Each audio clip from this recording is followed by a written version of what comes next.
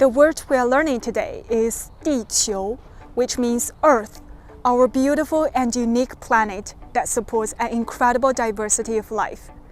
The ecosystem on Earth is a complex one that relies on a diverse range of plants, animals, and microorganisms to thrive. 生物多样性使地球充满生机. The vigor and vitality of Earth comes from its biodiversity.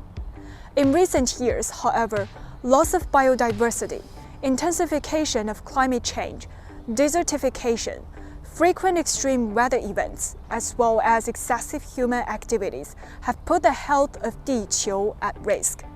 It is a fact that all living things on Earth are interconnected and dependent on one another.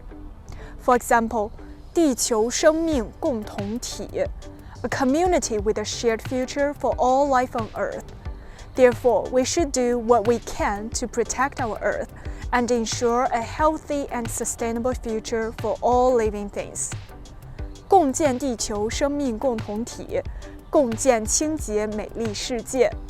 We should build a community with a shared future for all life on Earth and create a clean and beautiful world.